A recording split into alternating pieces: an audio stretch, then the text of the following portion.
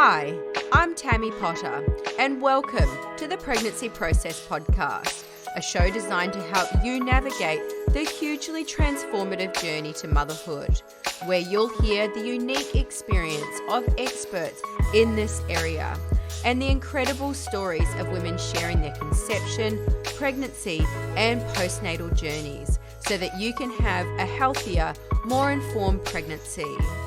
In today's episode, I talk to Emily Angwin. And while we've seen parts of Emily and her partner John's journey on Channel 9's show Big Miracles, during this conversation, Emily opens up and generously shares her entire journey. Emily walks us through their struggles with both male and female infertility, their IVF journey, and the health problems that almost derailed their dreams of becoming parents entirely. This story also involves pregnancy complications and devastating health complications faced by their newborn hours after her birth. We also discuss what it was like living through this on national television and why it's so important to bring awareness to the adversities couples often face while trying to conceive.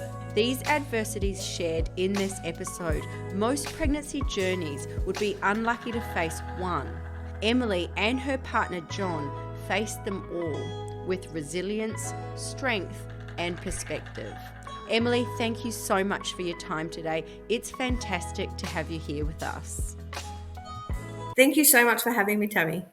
Oh, you're so welcome. And you know what? You've had such an incredible journey to bring your beautiful daughter into the world. You've faced so many adversities and overcome so many adversities, which in itself is just such a beautiful story of resilience and also letting go of the story that you have in your mind of how things are meant to be or how things are meant to happen in a certain way. And I just think you have such a beautiful story. And if it's okay with you, can you walk us through that? Yeah, of course. I think there's the misconception that you fall pregnant immediately or, you spend your whole life some of us do, trying to avoid pregnancy up until a certain point, and then you're like, right, I'm ready to go. Well, not that you're ever really ready, but, I'm ready to go. And then to find out that that road is then still such a long way off is really quite derailing. So I guess my journey started when I was even not quite ready to start having a baby, but I'd had a couple of abnormal pap smears and I had been referred to a gynecologist, Dr. Denise Nesbitt in Newcastle, and she's phenomenal. And while I was with her in that appointment, I just mentioned that a friend of mine in her early 30s was having trouble conceiving and going down the egg donation path, and that is quite difficult in Australia. So I just wanted to see whether I would be in a position to donate some eggs. So we did a simple blood test, the AHM test, to see if it could give me an indication of my ovarian egg reserve. And those results were startling. So my numbers, even though I was 31 at the time, my ovaries were mid 40s. So it meant that my biological clock was aging far more rapidly than I was, and that my window to have a child was really narrowing. I felt really cheated by my body, and it took a long time for me to get my head around the fact that I was still, early 30s, and here I am facing menopause just about. So that sort of kick-started our journey, my husband and I. And we then began trying to have a baby much earlier than perhaps we were even wanting to, because we knew time wasn't on our side. So we started trying, and I wasn't ovulating at first. You're weeing on those sticks and not much is happening. So I took medication to assist with that. And then after 6 months, nothing was really happening. So we got my husband in for a sperm test, which he was extremely reluctant to have. And I guess I was a bit like, I'm the one who's had the invasive, it's far more for a woman to go through these tests, even though at that stage it probably only had been a blood test. He was just really reluctant. But anyway, I eventually got him to do it, and he was so convinced that it was my problem why we weren't falling pregnant. Of course, we knew that my low ovarian reserve was the biggest problem, and it all sort of lied with me. But that test showed that he actually had really low motility. And I remember being in that appointment, and Dr. Nesbitt said, "You need IVF." She didn't even give us the results. She just said, "You need IVF." And we were sort of taken aback. John was a bit like, "What do you mean? I've got super sperm. Like, what? Why straight to IVF? Like, something's not quite right here." And she explained the results, and he said, "But what if I didn't get it all in the jar? Or what, can I retest?" He was just really embarrassed and was adamant that those results couldn't possibly have been his results. He actually said to me, "Can we not mention this to anyone?" And then we've gone on national TV. So I took not great delight in telling people, but I think that him having problems as well shifted things a little for us, and it balanced it out a little bit. If it were just him having problems, I probably would have been a little resentful to go through IVF just because of him. But because we both had problems, both sides of the fence, it wasn't all me, it wasn't all him. It was a good reality check that here we are, both of us, thinking that everything is fine when clearly it was not fine. We had a 3% chance of falling pregnant naturally, and then that would be lifted to 30% with IVF. So we started the IVF process pretty soon after that. In Newcastle at Hunter IVF, they do 2 programs, IVF Light and full IVF. So the light version it's a bit of a simplified version of IVF, but it's a bit cheaper. So they only do egg collections on certain days. There are certain parameters, like, you otherwise have to be healthy. You have to be under a certain BMI. And I was over that at the time. So we kick-started a bit of a healthy kick, both of us, and I lost 20 kilos, and I just wanted to place myself in the best possible situation to do IVF and try to improve the health of my eggs. Also, that allowed me the time to really get my head around what was going to happen, because for me, I really needed to be okay with it not working before I even embarked on the journey. I needed to really set that bar and be okay with the fact that we would never have children of our own, and I just sort of had to process that. And once I processed that, we were ready to go. So in July of 2022, we started a round of IVF Light, and I had all of the drugs, and I remember going to my first ever follicle scan to see how many follicles I had, and I was quite devastated by the results. I think I only had 7 follicles or something like that. But we pushed on, and then I ovulated naturally outside of the time frame to have egg retrieval. So that round was a cancelled round, and that was pretty devastating at the time. But I remember leaving that appointment and being told I'd ovulated naturally, and reading a text message from a friend about another friend whose health was very unwell. And it just gave me that perspective that, hang on a minute, everything is okay. You have your health.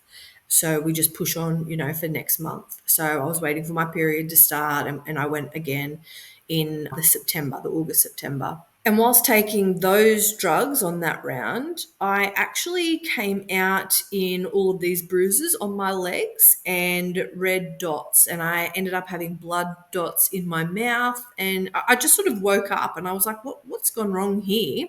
So I got an appointment. I sent some photos to my doctor, and he sent me for an urgent blood test because something was clearly going wrong with my blood. And in your blood, you have platelets, and a normal level of platelets should be 150 to 450, or they actually say 1,000, so 150,000 to 450,000.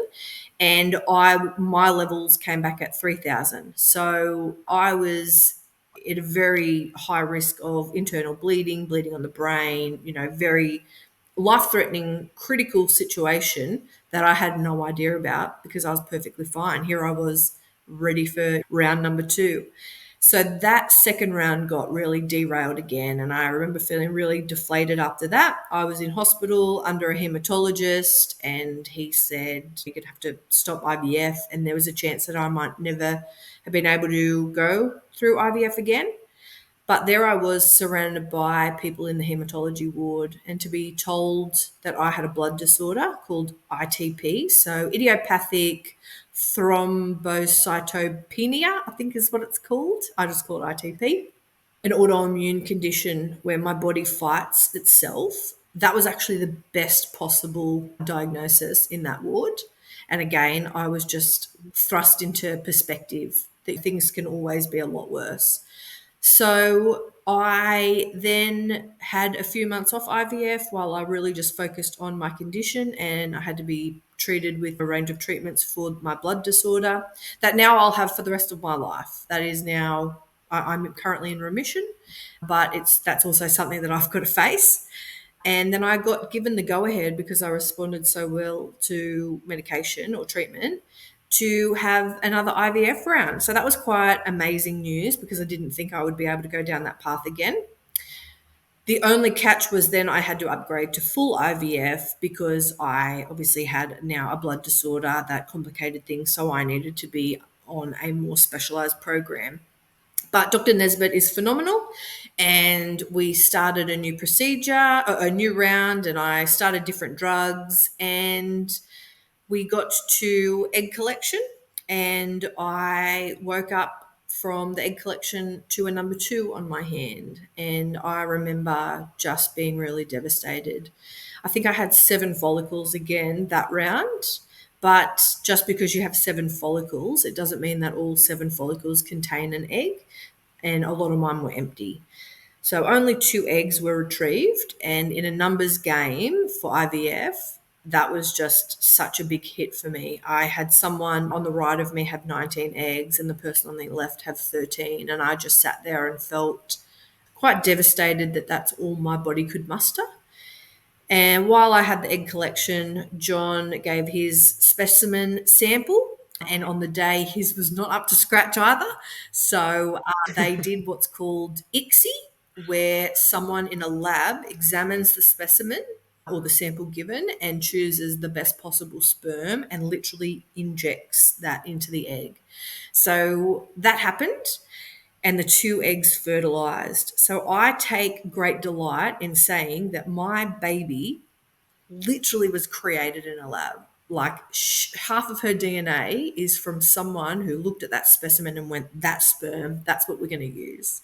And I just think that that is incredible. Amazing, isn't it? I just love that. And she is just absolutely perfect. So I'm getting a little ahead of myself. But anyway, both eggs fertilized, but you wait for 5 days. So that mimics the sperm, swimming up to your egg and then traveling down the fallopian tube to implant. So that's why they wait the 5 days. And anyway, one made it to 5 days. The other egg was of poorer quality, but both were actually quite poor. So the grade of my one and only embryo that made it to day 5 was 4cc, and they're rated on different numbers and also A's, B's. So the first, I'm pretty sure the first letter is the outside of the embryo, which is what becomes the placenta. And then the second letter is the inside of the embryo, which is what then forms the baby. So if you look up 4cc, it comes up bright red and discard pile. And that's what I did the night of my transfer.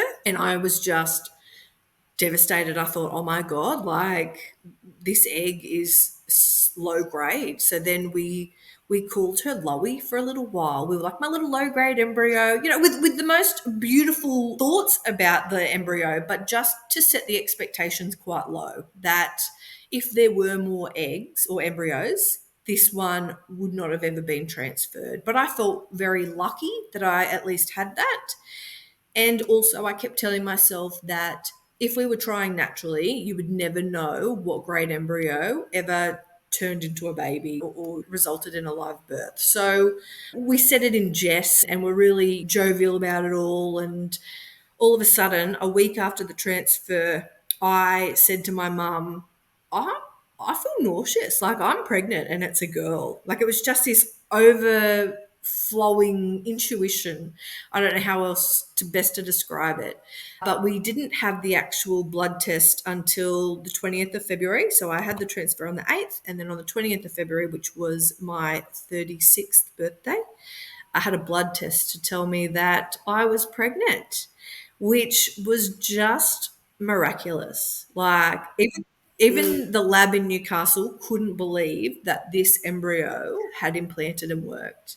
And I remember talking to Dr. Nesbitt about it and just saying, here I was so focused on my two and then just my two eggs and my one embryo. And she just said, just reminded me that those other people who had higher numbers, they might not have even been in the situation that I was. And so it just really rammed home what such a little miracle it was. And I just always felt that that little embryo was meant to be, and that there was a little fighting spirit in there. So throughout the pregnancy, I was perfectly healthy, but we never got ahead of ourselves. We were always like, okay, we'll wait for a heartbeat. Okay, we'll wait till we're week 12, 13, whatever it was. I don't think there's any safe week in pregnancy. I'm all for, a lot of people knew that we were pregnant quite early because I had been very open about what we were going through. And by all accounts, my pregnancy I felt amazing. I felt so privileged to be pregnant. It wasn't until the very end that things started to unravel. So I was obviously very closely monitored because of my blood disorder. And that can also have been passed through to my baby through the placenta. So that was a big concern of mine. And preeclampsia. So I ended up developing that right at the end, but I was having precautionary aspirin every day. Honestly, Dr. Nesbitt was amazing throughout the whole thing. And right at the very end, my platelets started to drop, my blood pressure was rising, and I also had really low amniotic fluid. So we were really lucky to get me to 38 weeks. I was 38 plus 1, and I was told that I would need to be induced, and I completely trusted that process. And I had a really frank conversation with Dr. Nesbitt about it and said, I'm really in your hands. And she is very much, what do you want to do? And I said, I don't want to labour for days or hours and hours and hours and end up with an emergency cesarean. I'd rather just jump straight to the cesarean if that's what it's going to be. But I also struggled with that because I thought my baby has fought so hard to be here. I want to fight to bring her into the world. So it was this real bit of a, what do I do? Where do we go? But then Dr. Nesbitt said that with the low amniotic fluid, there was a good chance that my baby would go into distress during labour because there was not much of that fluid left, but also because I was having high blood pressure and could affect her, and also my body was not ready to give birth. I was not engaged. My cervix was it was firm, so nothing was happening. So we made the call just to progress with an elective C-section because of those issues. And I gave birth to her on the 14th of October on a Saturday, surrounded by a camera crew for big miracles. And that's wild. yeah, and it was just quite miraculous. I remember being super calm, just trying to take it all in. And actually, normally with a cesarean, they have the sheet up for quite a while and then they drop the sheet and present the baby to you. Well, they dropped the sheet early and I just instinctively reached out to grab her, and I could hear her crying, and I put her on my chest. I was just sort of holding her in awe. And then I don't think I was supposed to do that. I think I breached actually the sterile environment, but they just ran with it and just knew, mother's instinct. And I was so grateful to hold her because they took her to have some checks. John cut the umbilical cord and she had all those tests, and it indicated that she was having respiratory problems. She was in respiratory distress. So I did not get her back. She was taken to the special care nursery, and then they made the call later that afternoon to transfer her to a different hospital. So from Newcastle Private to John Hunter NICU, the neonatal intensive care ward. And luckily, because she deteriorated quite rapidly. So that night, a tube was placed down into her lungs, and she was given a drug which expanded her lungs. So she was diagnosed with persistent pulmonary hypertension. We didn't know this at the time. It was all very calm. No one alarmed me other than I was obviously separated from her. But John stayed with her, and I remember he came back to the room later that night and said she's okay, she's responded well to that procedure.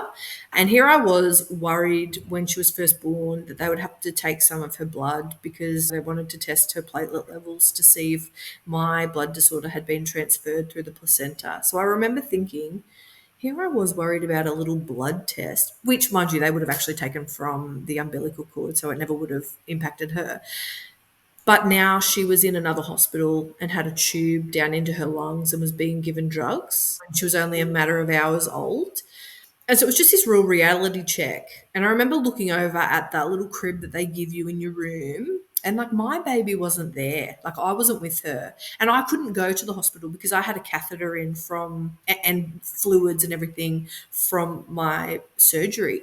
So I nearly wanted to call Dr. Nesbitt and say, can I go? And she would have allowed me, but actually she needed a rest. So it was 11 o'clock at night and I thought, no, I'll just wait for John. We FaceTimed and I got to see her and he came back and it was quite positive. So, she'd responded well. So we slept for a few hours and then that morning he went back to see her while I waited for the anaesthetist and Dr. Nesbitt to come past. And she'd actually had deteriorated more and she had to be intubated, so placed on a ventilator and sedated. So she was completely on morphine and was not breathing on her own at all. She had developed what we understood as the day went on, a tear in her lungs and had bilateral pneumothoraxes. So that's air pockets and her lungs were basically collapsed. So she wasn't able to breathe on her own and she was completely reliant on a machine to do all the breathing for her.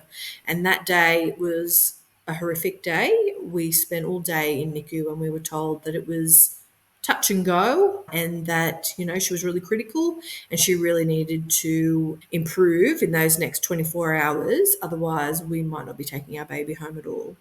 And so it was just, you can't even describe that feeling. I just remember thinking, I have a nursery at home set up and my baby might never be coming home with me. And I don't know how else to describe it other than like just an out of body experience, I guess. We just sat in that hallway and cried. And I think the gravity of the situation was felt by John a lot earlier than myself. He transferred with her to the other hospital in the neonatal cot. He was there for the handover. He was there that morning when they then had to intubate her. Whereas I was shielded from all of that because I'd had the C-section and I was in the different hospital. And so I think he realised the gravity of this situation much sooner than I did. And I became, he was quite, in the throes of, this is not good at all. And I remember he said, like, she's really unwell. And it sort of really hit me. And then we had a few days, she had multiple procedures. They took her umbilical cord out and she had a line to an artery and two to veins. And you think about all these things when you're pregnant, then you're like, oh, I'll get to keep her umbilical cord, or I'll get to do a little birth announcement, and oh, this is the outfit I want her to wear. And all of that just went out the window. Like I had a little plaque made up because we named her Honey Rain Robertson. So Honey because she is just the sweetest little thing. And Rain, Reign, was after a racehorse that we owned, She Will Reign. And I remember, I had all these plaques out and everything that I wanted to dress her in. And here she was naked because she had to be completely monitored. And she had all these tubes, a tube in to drain the left side of her lung, monitors everywhere. And all of that just very much goes out the window when you're faced with literally life and death. And it was just a really big reality check that things can go south very quickly. And so they had that tube in to drain her lung and they pulled it out on the Monday and then, or the Tuesday, and it reaccumulated. So the air pocket came back even worse. So she just wasn't responding the way a normal baby would respond. So it was just a much harder process for her.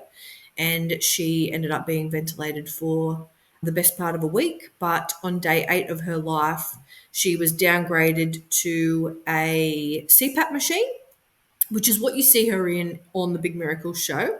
And that's more just assisted breathing, but she's still breathing on her own. And that's when we were able to have cuddles.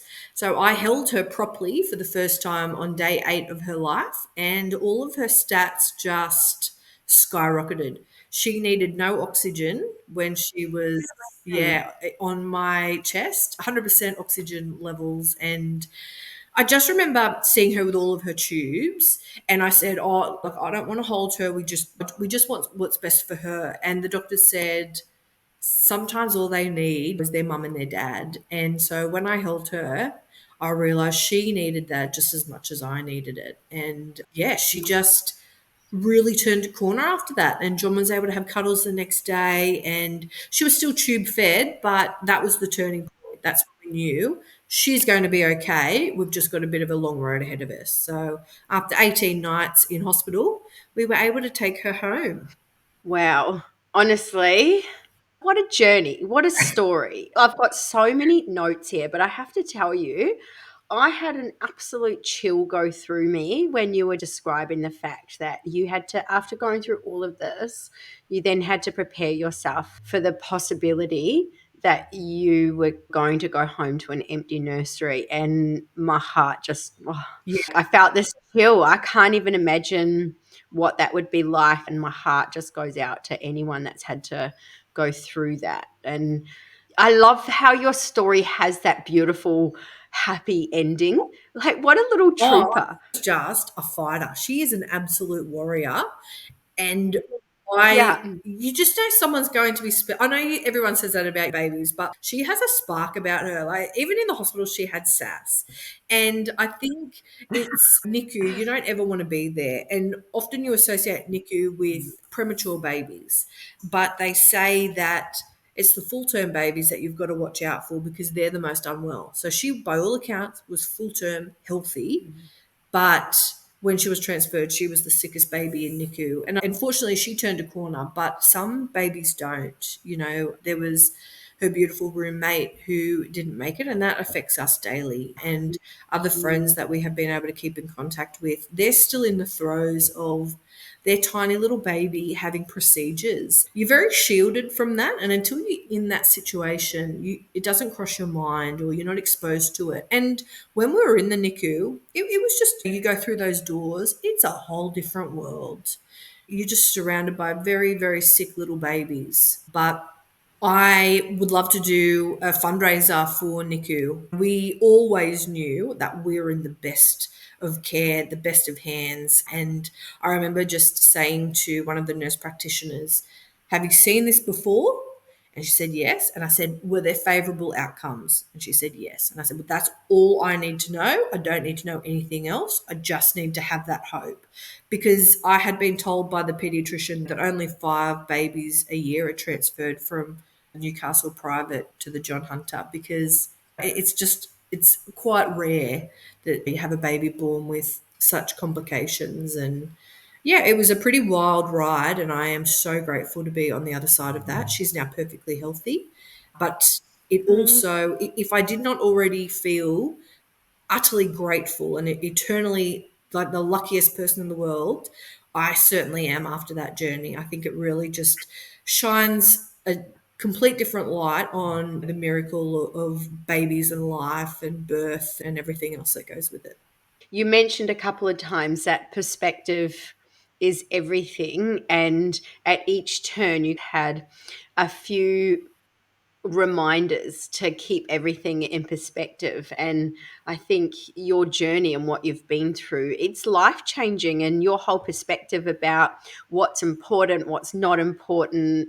And I feel like there will be this aspect that you're going to refer back to this. Anything that you face, you'll be like, well, on the grand scheme of Yeah, things, this is actually little minor, this is a bit of a minor blip in the road. I don't mean to laugh, but at her 6 week needles and then her 4 month needles, they're like, "How are you going to go, mum?" And I was like, "This is nothing. Like, I've seen her lifeless. Like, she was intubated and absolutely sedated. So, no, although this is going to be hard, that poor little thing has had a hell of a lot worse than this. So, this is nothing." And I think that that helps you in those late nights or anything that goes wrong.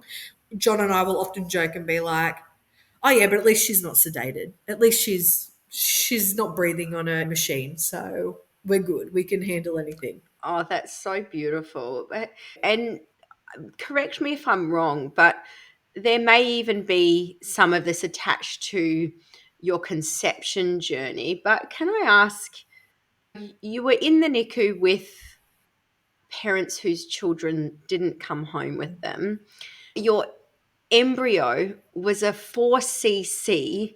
It was meant for the discard pile. All of these things. Are there any kind of emotions attached to that journey in terms, and I hate to say this, but I feel like there might be a little bit of, how do I say this? Like guilt Definitely. that your journey had this, and there's other people out there that are still going through rounds and rounds of IVF, and there's other people, even though you've had such a I difficult know journey. it's a really wild thing.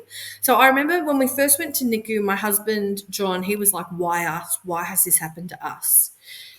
Whereas then when we were leaving it, I was like, "Why us? Like, why are we the lucky ones? Look what we are still surrounded by. This is. I feel really guilty. I'm so grateful that we were very lucky, but how does that get chosen? How is that you?" Okay, like it's just such a hard concept. And then even with the IVF process, we theoretically should have been going for 10 rounds. Like I cannot fathom how that worked. And I don't know that it comes through as clearly on Big Miracles, which is no disrespect to how it's been produced. And it's all about miracles and giving people hope. But I guess I want people to understand that I'm not sugarcoating it. The chances were extremely low. John's sperm don't swim. I Mm. had 2 eggs after all of the drugs. That's all my body could produce. Yes, you only ever produce 1 egg a month, but mine didn't grow. Like even with all the assisted drugs, that's all I could grow were these 2 little eggs. And when they were put together, they were of such low quality that that should not have implanted in a body where I have an autoimmune condition and a blood disorder where my body rejects things. Like my own body fights its own platelets. So it never should have implanted. It should have, it's just this like meant to be, I think, is all I can say. She must be pretty darn special because she is meant to be here. I'm just the vessel.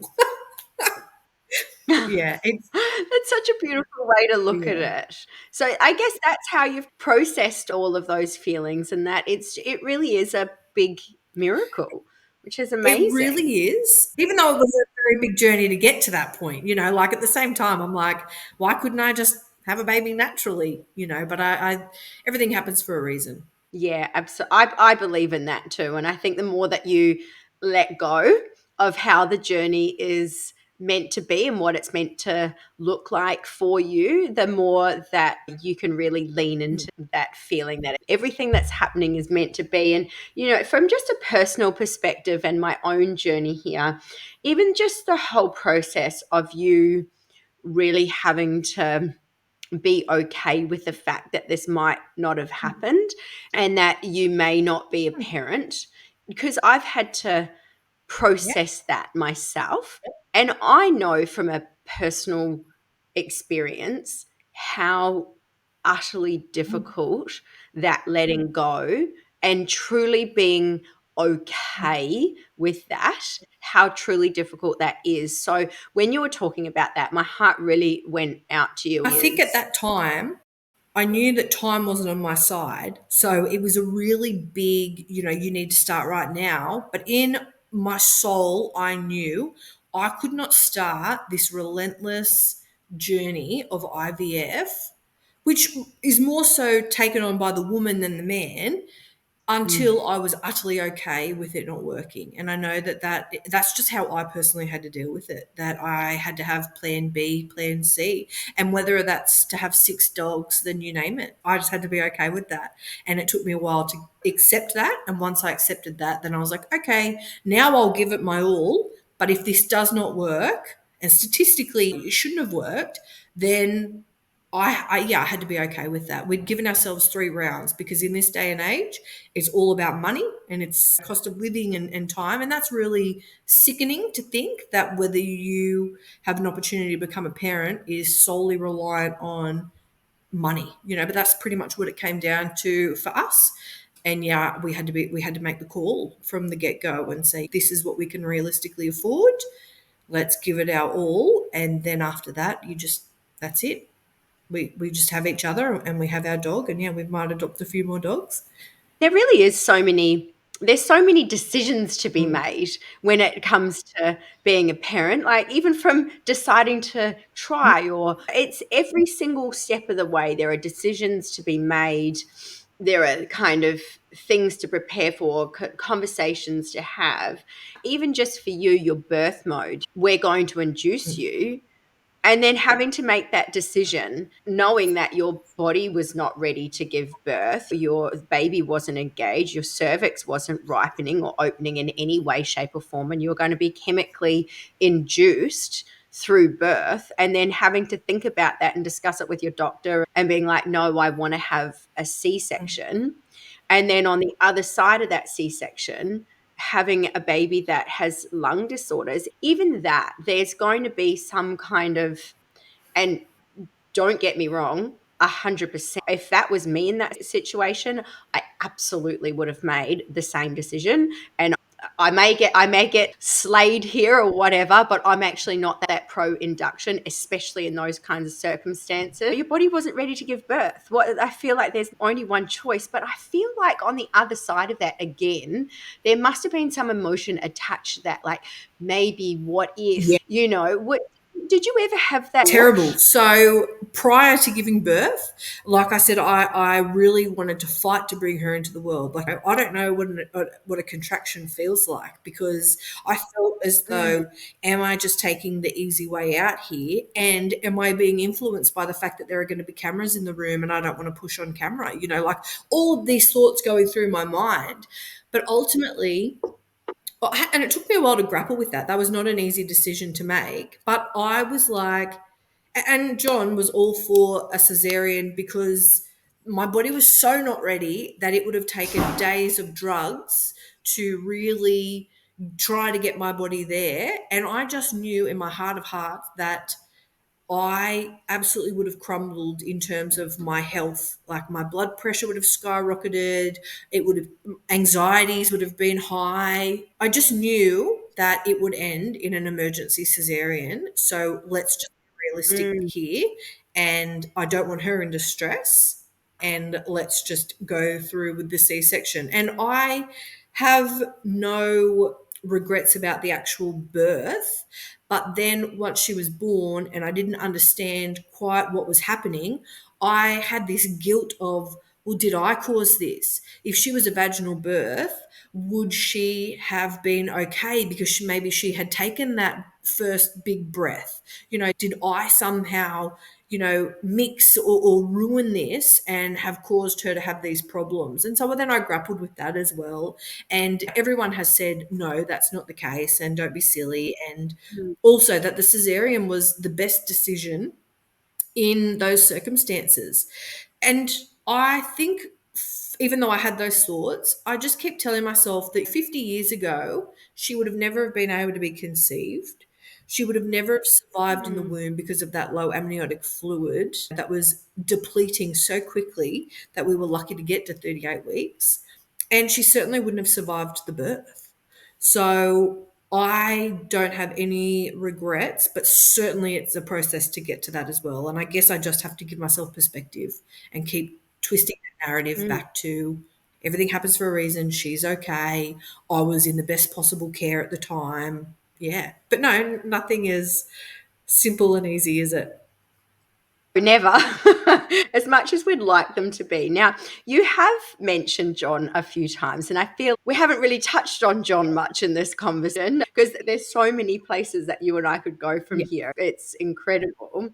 But I have made a note about John's reaction because I found that quite That's funny, hilarious. in the fact that he was Yeah. embarrassed about having the men's infertility and low motility. And I also love the fact that you said that you probably would have been Yeah. resentful if you were having to go through all of this, if it was only on Yeah. his end.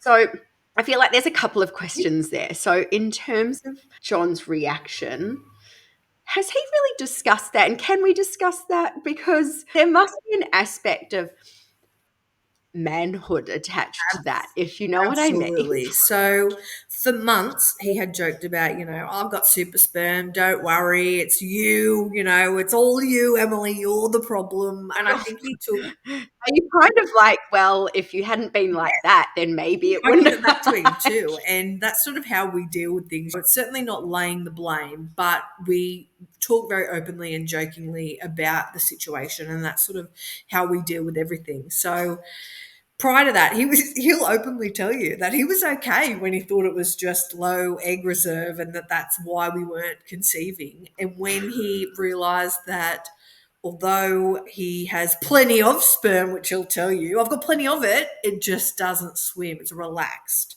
which is like him, he is rather relaxed too. And I think that it then just caused him to pause and be a bit like, okay, I'm contributing to this.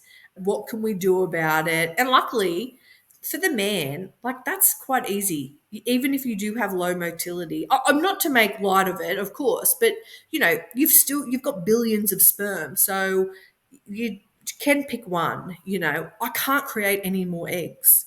You're born with all the eggs you're ever going to have. Mine are depleting rapidly. Like he can still produce and probably, I'm not sure what he would need to do. I think there's a range of things you can do to improve your sperm health, but although his is quite declined, he's still in a much better position than what I was. And certainly I would have been resentful if it was just him. And that's just to be brutally honest. That's just probably who I am. I would be a bit blamey. So I'm glad that it was sort of both of us because in the IVF situation or process, it's the woman who has to go through everything. Literally, all he did was provide a specimen in a cup, and I remind him that that wasn't that hard, even though something was hard in the process. Like that's it. That's where your involvement stopped, like started and stopped at that one sample. And I was also he was resistant to even have the test, and I remember thinking like, how is this so difficult? Like, why is this so difficult? And I think if I take anything from it, it's obviously not something a man wants to go and do because if the outcome isn't wonderful, you do feel as though you've lost a bit of your manhood. Like he's a much more private person than I am. And he did say, can we not talk about this? I do feel like a bit of my manhood is going. But then we spoke about it on national TV. And I think that that's a really important message. And we've actually had quite a few people say, good on John for being able to talk about that. And I don't think he realizes what a big deal that is as well. Like, it's quite phenomenal to be that raw and vulnerable. And I hope that others take check and have a simple blood test for egg reserve or get the sperm tested just to see where they're at. If we had done that 10 or 15 years ago, we would have been in a very different situation. And I think that in schools we're taught, don't fall pregnant, don't fall pregnant. So you automatically think that when you stop using contraception that, you could fall immediately. And that is just not the case. Yeah, I definitely think there needs to be a lot more education around fertility, especially when we are seeing such a decline worldwide in fertility rates and changes. And of course, there's many, many reasons. But I think also the sex education is so much around not falling pregnant that we're not actually being educated, or the young kids aren't being educated on how our body even No. works, like in terms of like egg production and sperm production, and the fact that there are potential problems down the line, and maybe there needs to be a little bit more education around that. I mean, I only learnt recently that it takes 3 months, and that was after talking to Elizabeth Mucci from Life on the Inside in this podcast around the myths and misconceptions around infertility. Brilliant podcast that one was. Little shameless plug for her in there. But she was talking about the fact that it takes 3 months for your egg to Yeah. develop, and what you're doing in those 3 months for the egg to develop is going to be really impactful for the embryo, or the egg, sorry, itself. And that if you're suddenly deciding, I'm not going to drink for the next 3 months to fall pregnant, and I'm going to not do XYZ, all of those toxins are then going to be dumped into your system and then dumped into the egg. So then what you're going to need to be doing is looking a little bit more longer term than the 3 months. And it's got to be, but this is education that people aren't Yeah. getting. So I totally agree with you. There probably needs to be more done. And I think, in terms of male fertility, what John so openly did in being so vulnerable, I think he should be so proud of that. Because the reality is, male infertility makes up about, I think it's male females 30% Yes. each. Yet there's so much put on And females around. the focus is age and women. And I think that that is not necessarily reflective of the problems. And yes, who would have thought men, and you see men can father children into their 80s. We see this in Hollywood all of the time.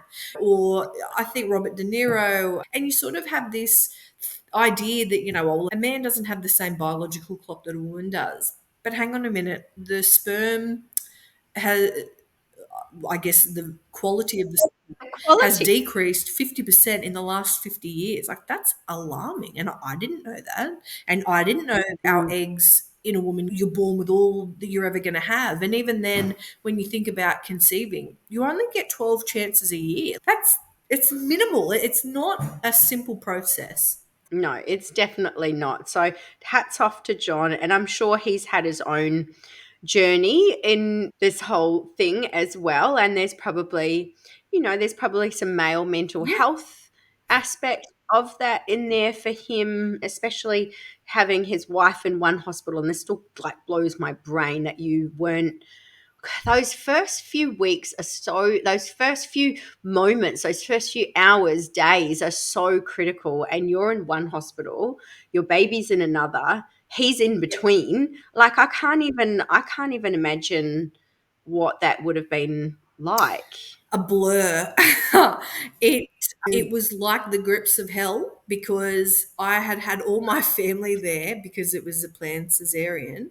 So I had all the family there ready to meet her all at once, the camera crew, and everything just went pear shaped. Like, I remember when they took her away, they said, "Oh, we're just going to take her for an hour or two," and then I never got her back. Like, it was a week before I could even hold her again. And then no one had sort of touched me on the shoulder and went, "Oh, you might need to pump to try to get some colostrum or this or that," because they basically thought she was going to die. Like, it was that touch and go, that no one was worried about breastfeeding.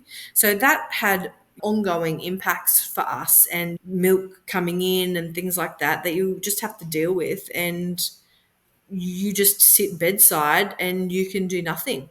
All I could do was talk to her and just try to reassure her. And she knew the sound of my voice. So there's even that side of it, that there's just so much, I think, connection there. But yeah, it's all a blur, and it's probably a blur until I process everything. And I think that will take years. And certainly John, he saw a different side of it, and exactly the mental health side of things. I think there's a lot of trauma around, I guess, even our journey to fall pregnant, the trauma surrounding that, and having the camera crew, I guess, along for this every step of the ride, knowing full well that the outcome might not be wonderful. But I am also very grateful that we have had a happy ending, and that we can hopefully provide some hope to others, because I think the positivity, even though I had low expectations, I think the optimism that I had along the way really helped with the end results. Absolutely. And maybe because you'd done the work, you'd done the processing of not having children, so you'd let go of that expectation. So you were okay with whatever That's, outcome yeah, you got. exactly what it was. Then we never got ahead of ourselves throughout it. We Mm. just were, okay, well, we'll just do the very best that we can. But if it doesn't end in a baby, then, we've still got each other. We've still got our health. We've still got our little dog, Olive. And yeah, we'll just do some more, Mm. rescue some more. Now, there's a lot to unpack. I love the Lowy, Oh, calling yeah, the our little little low embryo rescue, our little Lowy. I think Loey. that was I think I remember going at one stage, do we not call it Loey? Like, I think when we found out she was a girl, I was like, oh, maybe we'll just call her our little Bubba girl or something like that instead of Loey. mm. Now I've just got a couple more questions because I like, and one of them's for, did you pull her out? Because I know that there is the maternal assisted C-section. Is that No, what you so I did? actually had read about that, and I spoke to my doctor about it, and it was something that we couldn't really Mm, do. So it mm, certainly was not planned, but that is exactly what Mm. happened. She was still sort of inside of me when I just reached out. And it was actually just pure instinct. They dropped that curtain, which was purely because the camera crew were there and they needed to film that, or they were able to film that.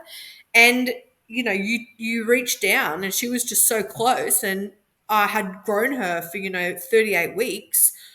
I just touched her and just pulled her close, and they all just sort of watched in awe and like, what do we do here? Do we let her go? And yeah, they just let me go. And so I just feel that, I said, where's my medical degree after that? Now, there is one thing that we haven't really discussed, and that is, what was it actually like? Because you have touched on it here and there, that you've gone through such an incredible journey, but you've gone through it on national television with like cameras there when you're going through all of this. And I've watched the show. I've seen, I think, most of your episodes. I've seen it up until you go into the hospital. I can't imagine what that would be like going through that on national television. What was It that? was pretty wild, really. I think I'm far Love more that word. open than my husband. So John is a bit more private.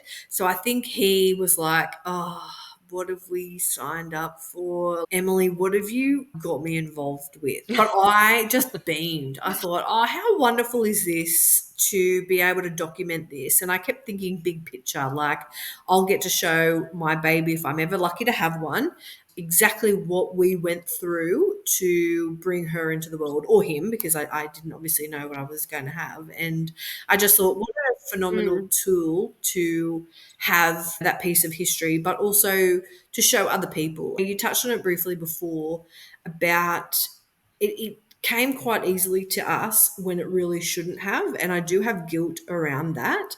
And I don't think the show goes into detail to the throes of it. Certainly does in other people's, their up and down, unsuccessful transfers. But by all accounts, we were very successful very quickly, and it didn't show the backstory.